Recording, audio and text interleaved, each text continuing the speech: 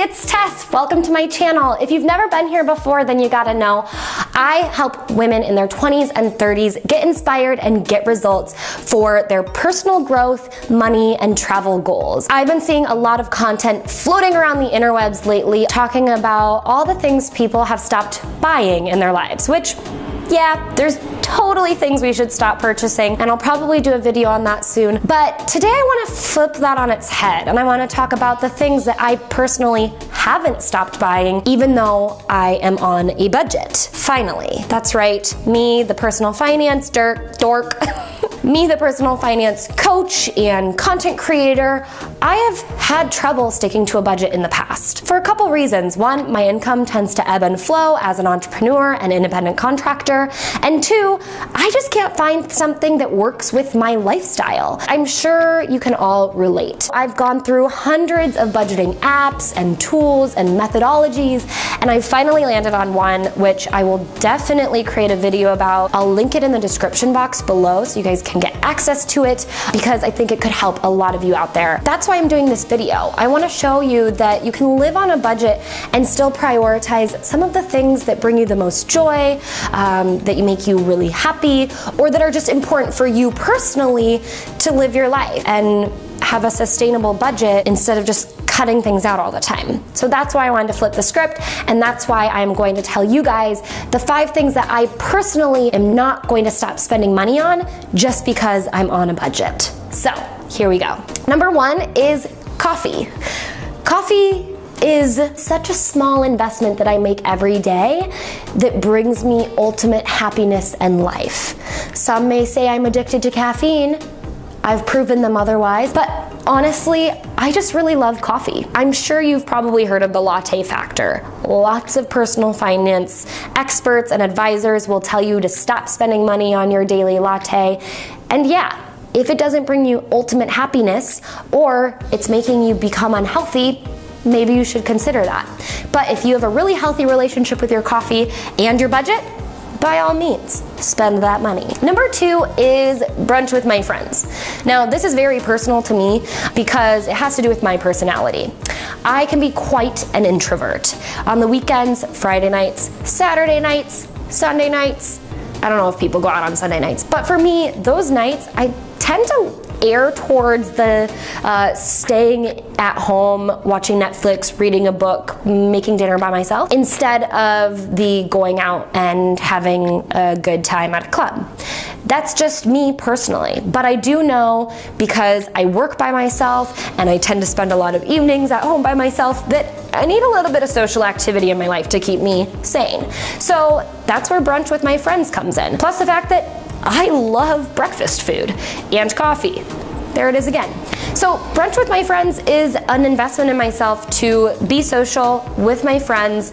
And honestly, if the budget's a little tight that month, maybe we'll just have brunch at my house. BYO champagne and enjoy brunch there. I've worked it in my budget, and I found a way that when the weekend comes, I have money left over to indulge in brunch with my friends. So whatever your thing is that's personal to you and it's a small investment to make you happy, I say go for it. Number 3 is one of my favorites, and it's definitely one of my big ticket items, and that is I do not stop spending money on plane tickets or travel related expenses.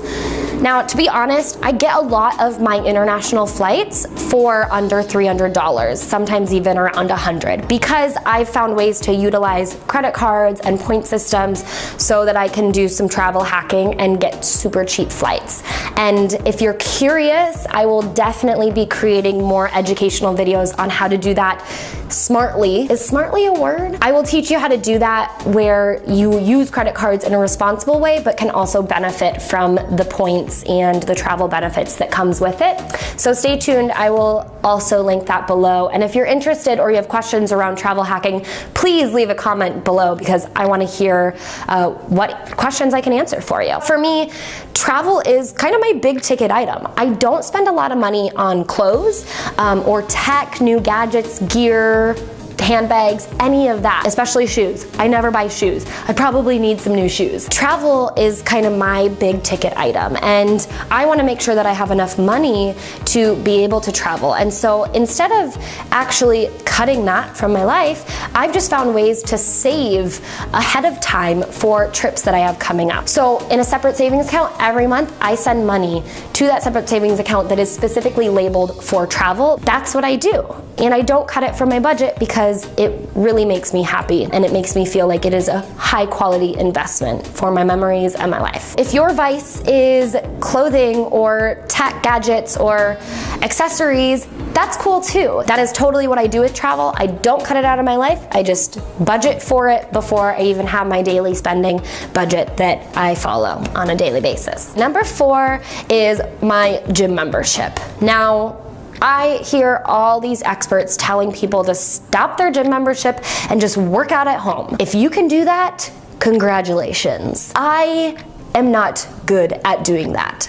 I'm not good at holding myself accountable to get my butt off of the couch and onto the floor to do sit-ups. So I know that my gym membership is the accountability that I need. And I go and I work out in a community environment, so I have friends there. It just keeps me healthy and happy. Another thing is health costs are some of the highest costs we will face in our lifetime, especially as Americans. So if you can keep your body healthy and reduce stress with your gym membership, then by all means, it's an investment that is completely worth it. And lastly is number 5, which is probably my most bougie expense, but that is to get regular massages.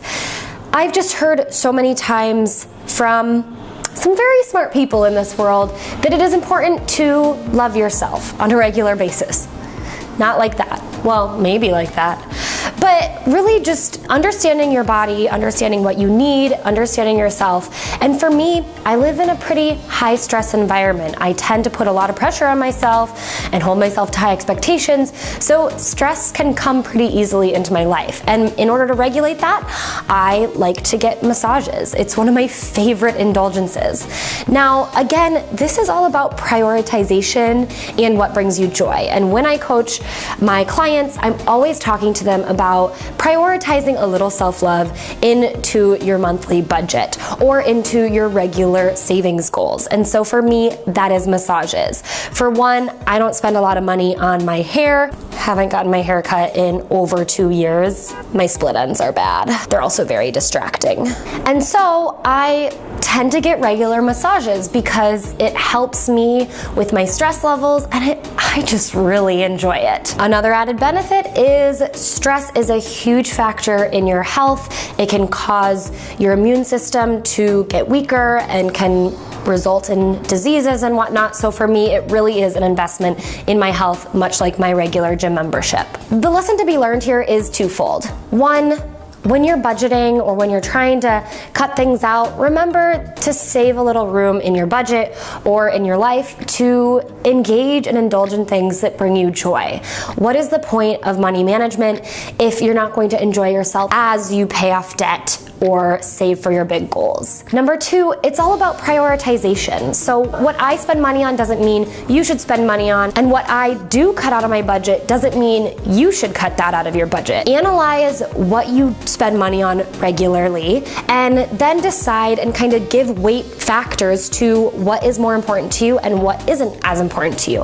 And that is how I work with my clients, making sure that they do find ways, whether it's monetary or time or whatnot, to love themselves a little bit when it comes to budgeting and saving and paying off debt and achieving these goals.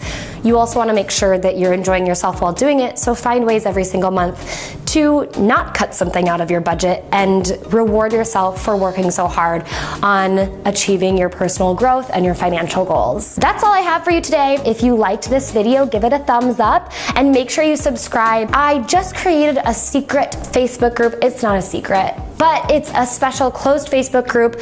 Go grab your invitation, go to Facebook and look up Wander Wealthy by Tess Wicks. I'm going to be sharing my best tips, posting these videos there for you to achieve your personal growth goals, your travel goals, your life-loving goals, and your money goals. So make sure you check it out on Facebook. I'll also leave a link in the bottom, and check back regularly to see more videos posted, or subscribe because then you'll get a notification.